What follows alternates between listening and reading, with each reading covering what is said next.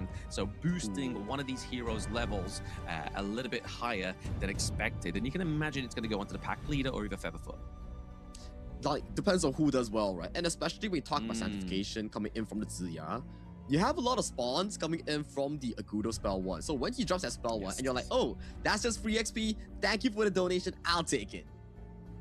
Yeah, generally we've seen the Divine Enforcer be kind of drafted when we see the Charno, because obviously the same principle applies with the Spirit Wolves, but just as much there with the Agudo. So I feel like maybe I feel like it was drafted after pre the Agudo pick there as well. So it's going to be generally a good pickup here for the side of HYVE All-Stars. But game number 1 is soon under the way. We're seeing the coach both shake hands here. Not normally the formalities that these two players go through, Siang and Floor there. So a little bit of an alien interaction for them, but this is going to be game number 1 between HYVE All-Stars and AG Global. And obviously, as we saw in the crowd, we have also AG Cat here representing as well and showing his face and giving the Honor of Kings Global Esports some support, some love.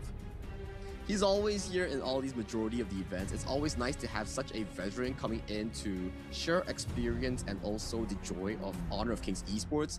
But right now, we're including our ladies here in the HOK Women's Series. And I gotta say, this finals best of 3, the drafts are looking hella solid coming in for both squads. And if you were to really choose one specific draft that you really think that has a slight favor or more favor, which would you choose?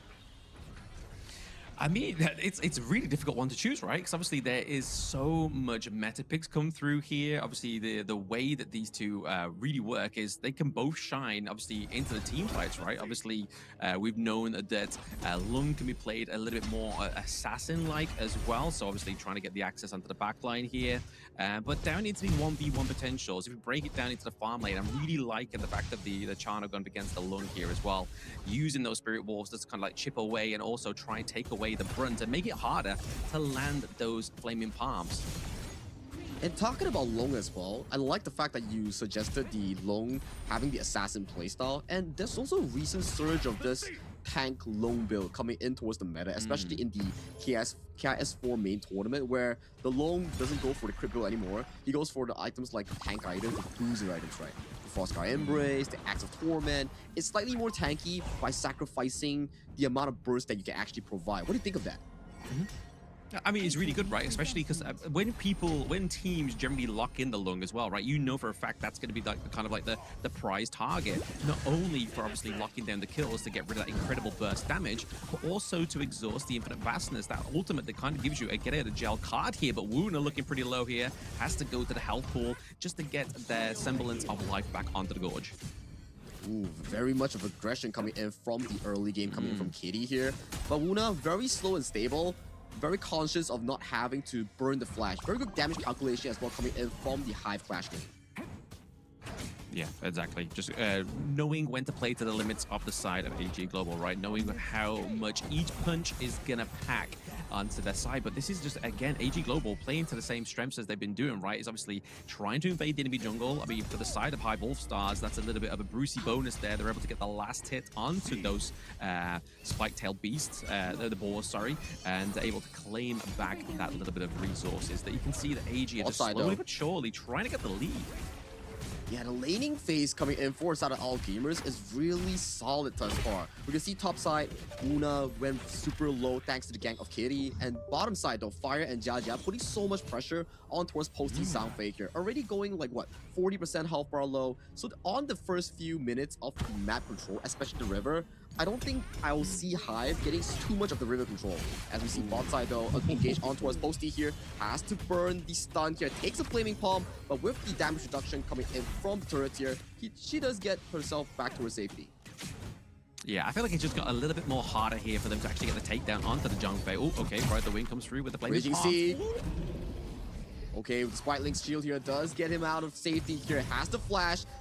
Flash doesn't catch him back towards safety here, but it's okay. It's a good try towards the top side here. We do see Fate on towards the wall. Doesn't get the knock-up on towards Kitty here. 3v2. They don't have vision on towards Orwell. There you go. The pole is broken apart coming in from Orwell's ultimate, but with the expense of HYVE burning 2 flashes, both from Jia and both from Woona. But I mean, AG down to the bot side of the map there. Fire, not only getting rid of the infinite vastness, but also the flash literally just before the 4-minute mark. It was around about maybe 3 minutes and 10 seconds. That flash is not going to be back online. Neither, potentially the infinite vastness may be back there for a little bit while, but like I was back to the point I was making, Posty's become a little bit more harder to kill now that the Zhang phase got to level 4, right? We now have the Unbridled Outburst. It's waiting, it's loaded in the barrel, especially when these neutral objectives are coming onto the Gorge now. You can see both teams are just slowly but surely pacing themselves to this Tyrant pick here. We do see the Moonscape Mirage. Oh well, capturing Gia in towards the 1v1. But Joy on towards the bot side here gets caught by the Raging Sea. Finishes by the hands of Fire with the Flaming Palm. And this is looking a disaster for the side of HYVE International. But they do get Serum in towards the hand, forcing it a 2-for-2. That's one more kill into the hands of Orwell. The Moonscape Mirage getting more value for the side of AG, making it a 3-for-2 in favor for the red team. Exactly, the favor is coming through. Still not stopped there, Sagi. I mean, they're looking to drive out the side of HYVE under this T1. It's not stopping it. They are going feisty here, but Jaja with the Spell 1 lifesteal here, coming in for Refund Dalu, survives from Rogue's overextension and does get taken out by Fire with that Flaming Bomb. Yeah, I mean, I know HYVE had to play that very aggressive, right? Obviously to drive them away from that T1 into the mid lane.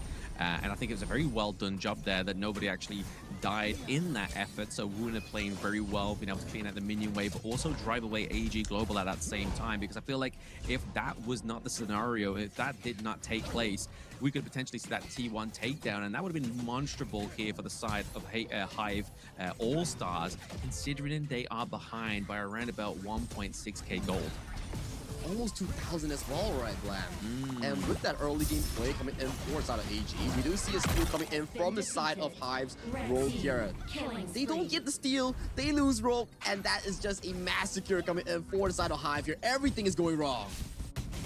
I'm starting to understand why Owell was getting focused in the last draft we saw in that game against Code Unknown Zara, but now, obviously, outside here, Jaja finding the position on towards the side of Joy here. Joy's the first one to get taken down here. We do see the Cavalry coming in for the side of HYVE International, but it's not enough. They do lose out Joy. That was just a bit of time discrepancy because Joy's flash was just coming up after like what 5 to 10 seconds later after this play. Has destroyed a tower. Oh yeah, literally.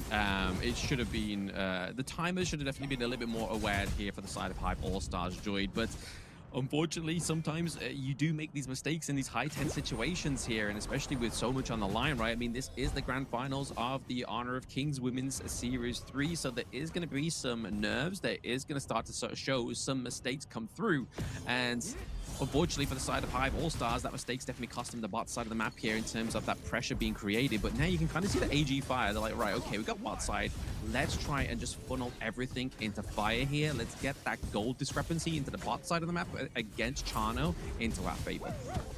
And they're really playing it really well, especially the side of AG Global, utilizing Orwell's early game presence and forcing all these big plays here. Orwell casting the Moonscape Mirage on towards Rogue, heading in towards 1v1. Everybody needs to come for this party here. We see Serum already standby here, waiting for the 1v1 to explode. The ultimate coming in from the Zhang pushes every single member of the side of AG here. Blinking health bars coming in for the side of AG, already dropping Kitty, already dropping Orwell here. The only damage Julia coming in for the side of AG. Gets taken down, Fire gets sent down by Gia's ultimate here. Beautiful stuff coming in by the side of HYVE International. Just like all the PKL teams, we know that HYVE All-Stars knows how to brawl, man. Like, they brought the flavor into that match.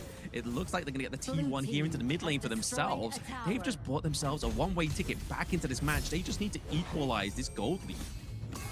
And we were talking about how AG Global was like really good in those specific close quarters, but do break down what exactly happened. I mean, it was back basically the return from the Moonscape Mirage, right? It was definitely not the welcome sweetheart return that the side of AG Owell really wanted there. That Unbridled Outburst really upset the whole motion there. And not only that, the backline was really uncontested there. That meant that obviously the universal law, the runway of death came through and was able to wipe down AG there. So overall, I feel like the play was very well onto the favor of HYVE All-Stars. Yeah, Raging Sea being casted on towards Jaja Jia here, but Wuna also having to trade the ultimate on towards the Fatih here. It's just of a defensive one to clear out the waves, but so far, ever since after that 5v5 win coming in from the side of HYVE All-Star, they are much prepared to be in a much comfortable state, I would say. And Fire, the universal law that you talk about coming in from Jia really caught her off guard and resulting her to be unable of responding with that infinite Vastus bailout. Yeah, another focus point onto Gia is the fact that obviously the Divine Enforcer is now level 16, so now that sanctification has been given over to somebody, right? So the way that it's looking potentially here for Rogue, as she's now actually been able to get that XP overturn here over to the side of AG Kitty here, could be the potential target for that sanctification. I would agree, right? And it's what, barely even 10 minutes, and Gia is already pacing herself to level 16. So it's a pretty good counter pick from the side of the Divine Enforcer Gia against Kitty, because all those spawns, moment it pops out, you get those extra XP from the Agudo spawns here. So for the side of AG, they definitely have to worry if this game goes super late game, because we do know if you don't have the low, you don't have the heroes here, but we do see on towards top side here, Joy fighting 1v1 on towards Owo here. Owo going extremely low in the Moonscape Mirage. Oh, nice. Joy 7 wins the 1v1. Kitty getting caught by multiple members here. HYVE All-Star looking super duper strong with their superior team composition thus far.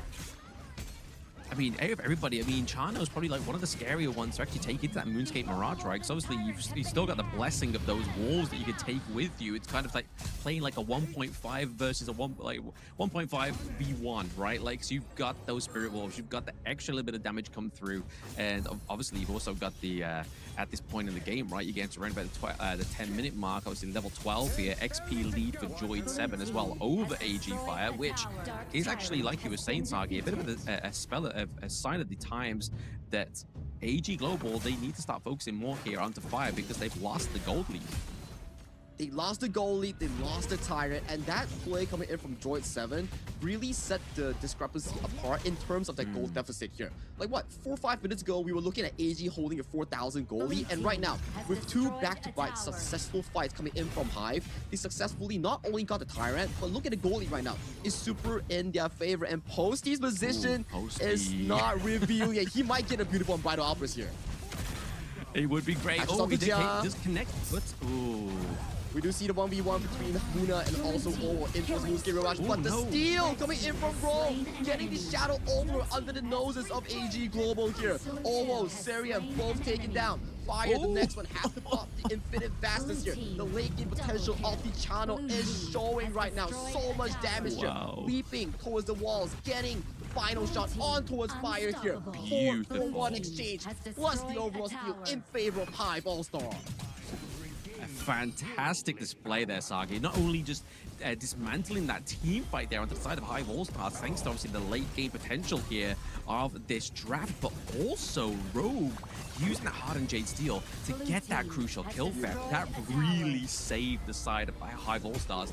I mean, not only have they had 2 fantastic back-to-back team fights, right? They've now got the neutral objective stolen away. They're now climbing a almost 6k gold lead for themselves, Sagi.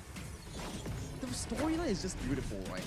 We all thought that AG would extend their dominance in the Honor of Kings Women's series coming in from their fantastic run of 2025. But HYVE All-Star, as the challengers coming in towards this game 1, they looked a bit shaky in the early game, but the mid-game team fight, that 4-4-0, the late game one, getting the Overlord under the nose of AG, just bring them all the way up here. And right now, with a 6,000 goal lead and 2 high grounds being taken down, they are eyeing for the grand prize of this first game. They definitely are, right? I mean, obviously, Shadow Vanguard, top side of the map here, definitely going to put the pressure onto that T3. And you just can see here, AG Global are just trying to formulate some kind of ultimate defense here. Droid 7 here fighting the target onto nice Assyrian. Assyrian gets taken down almost immediately here. Infinite Vastness already popped here. Jia forces to go in on the Refound Dadu here, but with the final damage on towards the Crystal. Game 1 with a masterful comeback, rewarded in towards the hands of HYVE All-Star.